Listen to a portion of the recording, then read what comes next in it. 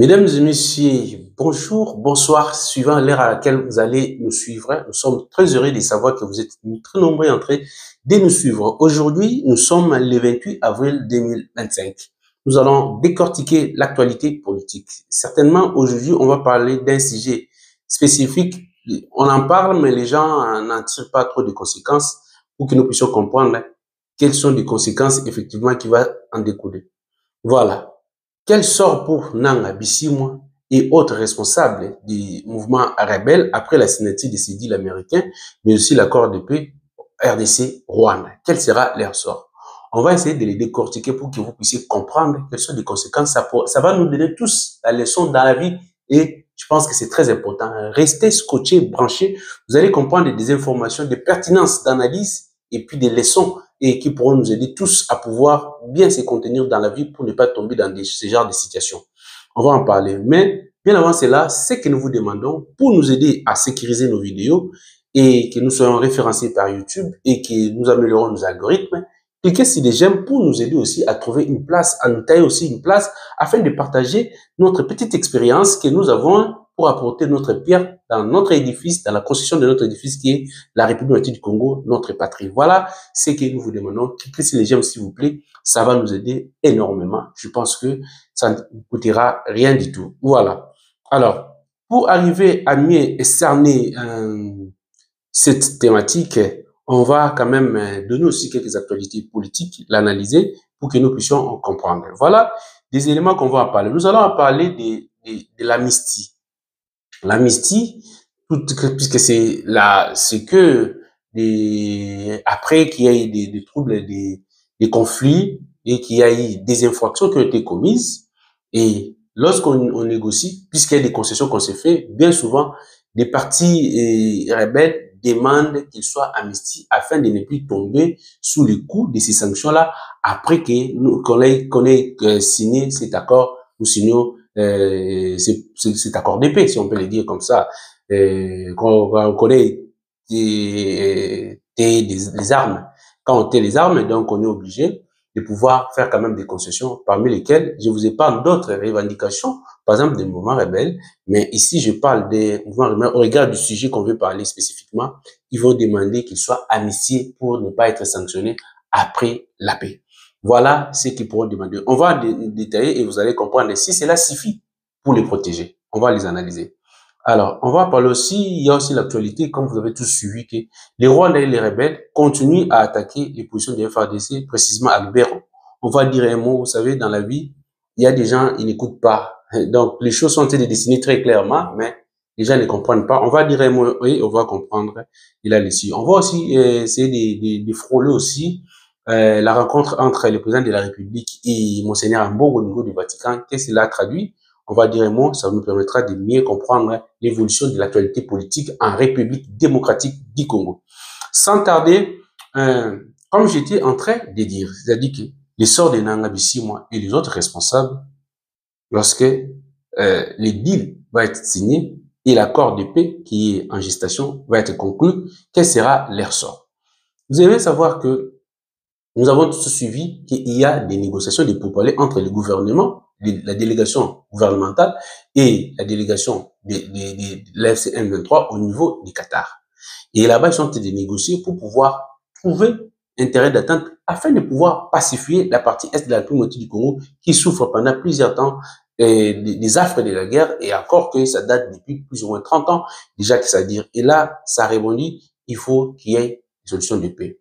Nous savons que c'est l'FCM23, ceux qui vont réclamer, entre autres leurs revendications, leur sécurité pour ne pas être poursuivis par des sanctions après la fin des discussions et la conclusion du pourparler de paix, et donc qu'ils ne soient pas poursuivis. Et donc, généralement, ce qu'ils vont demander, c'est d'être amnistiés. C'est-à-dire que leur accorder l'amnistie, c'est-à-dire que leur accorder, c'est-à-dire qu'il y a une loi qui sera votée, et cette loi-là va permettre à ce que tous ces mouvements rebelles, des gens, après négociation, puisqu'on sera obligé de faire des concessions. Nous devons les savoir. Hein. Je sais que les gens vont dire, pourquoi on va faire ça? Mais c'est ça la réalité. Dans la vie, quoi que l'on fasse, à un certain moment, on est obligé de faire des concessions.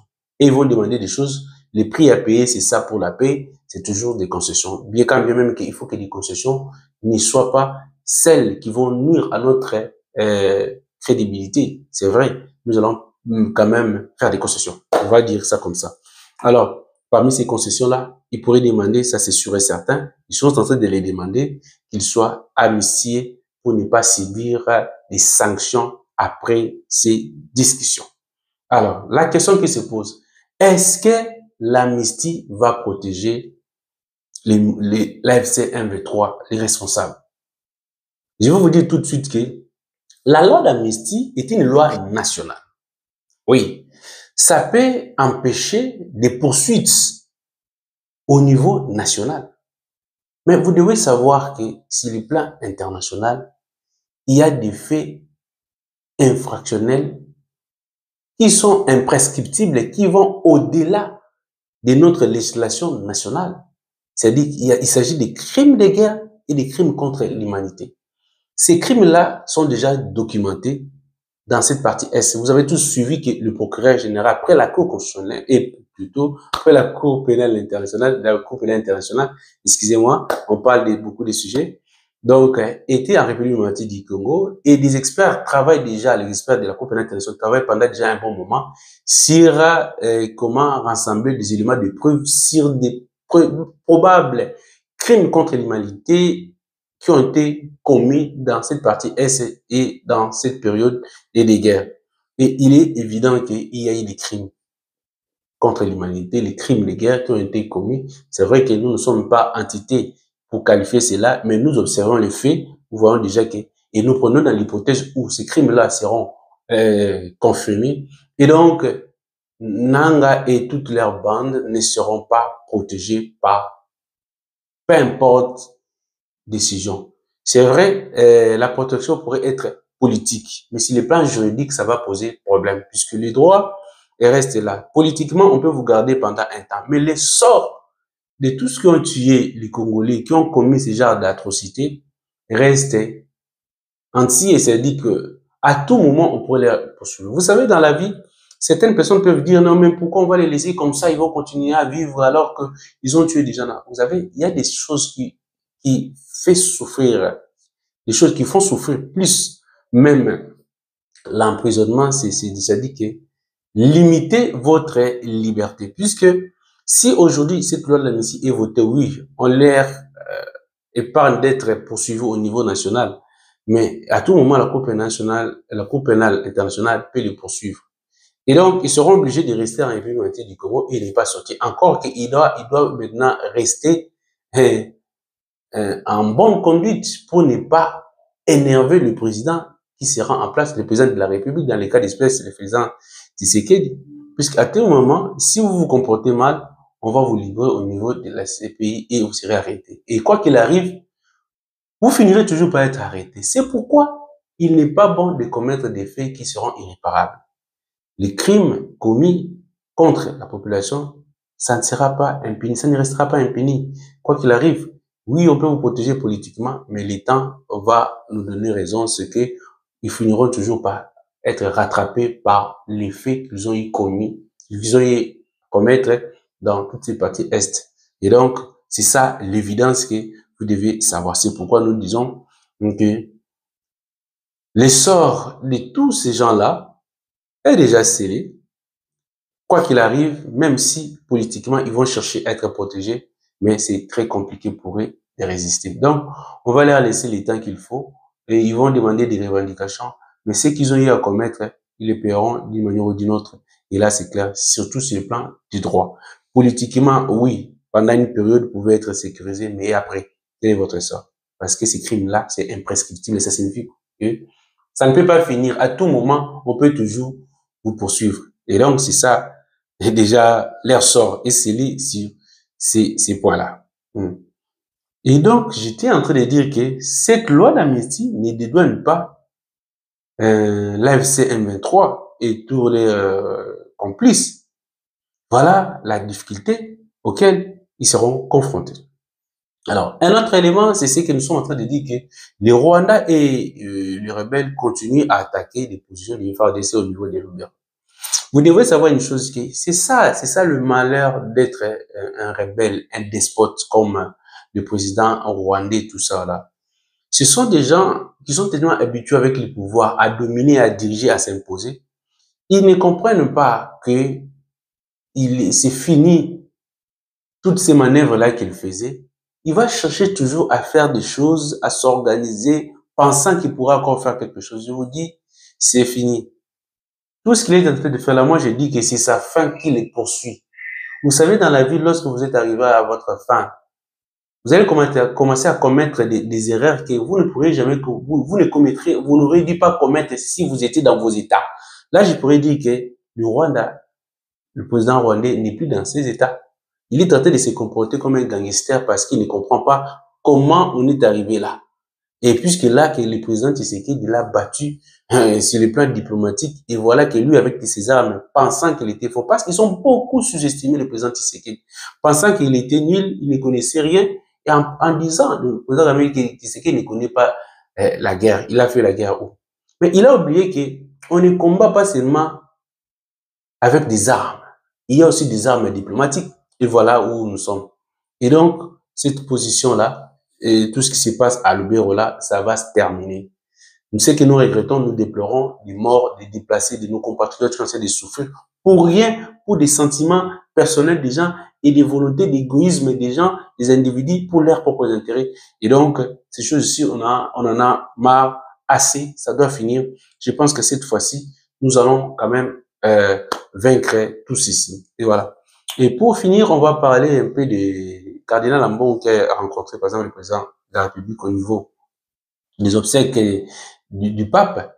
Et donc, cette rencontre, déjà, c'est un signe qui prouve que, aujourd'hui, si vous regardez les regards diplomatiques, on regarde ça, on comprend que, ils commencent à comprendre qu'ils sont obligés de respecter le président de la République, de le mettre à sa place. Puisque si aujourd'hui, au niveau des institutions internationales, comprennent que c'est lui le président de la République, c'est lui le garant, et que Monseigneur Ambongo se retrouve dans une structure privée, une association où la loi même nationale, que ce soit la CENCO là, on les qualifie de confessionnels des droits étrangers parce qu'ils ont leur siège à l'étranger. Comme à Rome, au Vatican, là où ils étaient, c'est un État, Vatican est un État qui a ses intérêts aussi à préserver.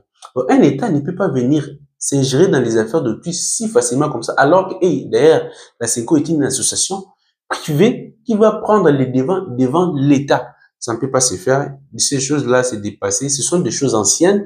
Et cette mentalité-là doit changer. Je comprends que c'est pas facile, comme j'étais en train de dire pour le président rwandais, qu'il est encore nostalgique, pensant qu'il pourrait encore dominer sur le Congo. Le temps est passé, les choses sont révolues. Il doit le comprendre. Mais je pense que c'est difficile pour lui de comprendre. Il faut seulement subir la rigueur des sorts réservés aux gens qui n'écoutent pas.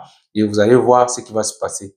Voilà, très cher internaute, je pense qu'on va se limiter ici. On va revenir encore avec un autre sujet très délicat.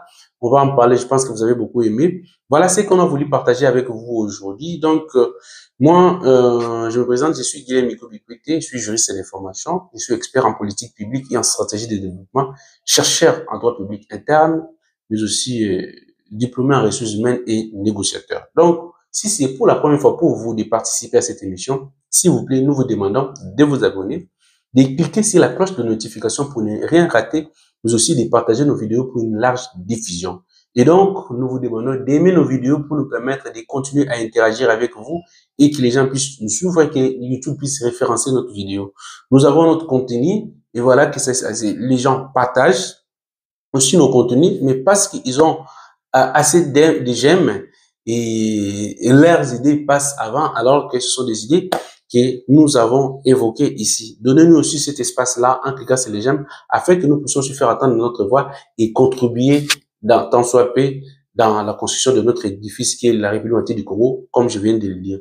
Quant à moi, je vous souhaite toutes les bonnes choses du monde, que Dieu vous bénisse et je vous dis à la prochaine.